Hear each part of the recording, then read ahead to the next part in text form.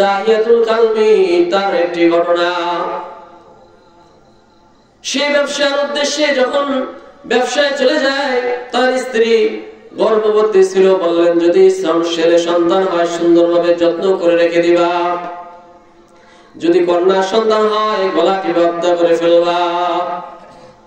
দেখা গেল তার একটি ফুটফুটে কন্যা সন্তান হয়েছে। মা এবার তাকে অনেক আদব কায়দা শিক্ষা দিতেছেন, যাতে বাপ আয়েশা জানি তার উপর খুশি হয়ে যায়।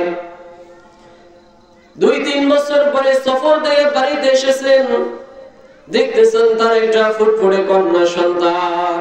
বাবা বলে রাখি কত সুন্দর আদর করে, সফর করে এসে শরীর থেকে ঘাম ঝরতেছে, ওন্না দিয়ে মুছিয়া দেয়, খাবার খাওয়ায় দেয়।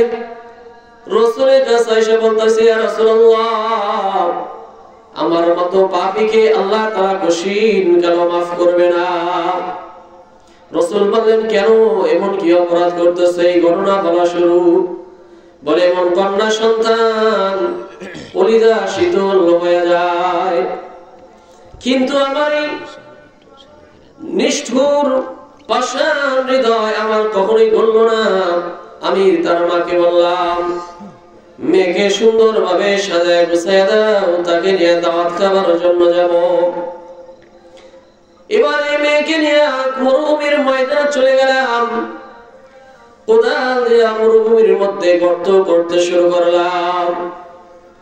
পাশে মেয়েটি, সুন্দর মেয়েটি দাঁড়ানো। বাবা বাবা বলে ডাকতেছে, বাবা কোথায় নাকি এইভাবে দাওয়াত খাইতে যাবেন, কিন্তু এই মরুভূমিতে কেন গর্ত করতেছেন, কেন এত কষ্ট করতেছেন? বাবার শরীর থেকে ঘাম ঝরতেছে, মেয়ে তার ওড়না দিয়া বাবার ঘাম গুলোকে মুছিয়া দেয়। এরপর নিষ্ঠুর হৃদয় তার গলিল না।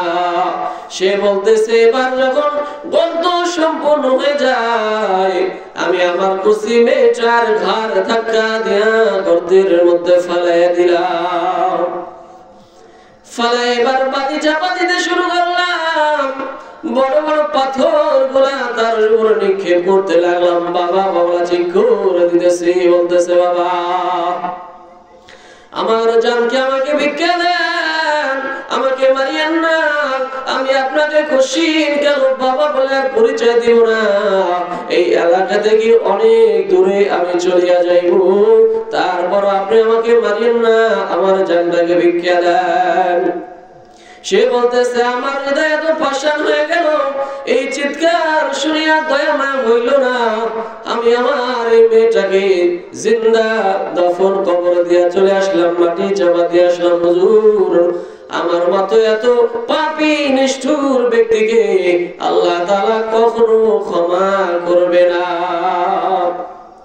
রাসূল বললেন, তুমি তো মারাত্মক গুনাহের কাজ করেছো, এত বড় অপরাধ কি কেউ করে কিনা?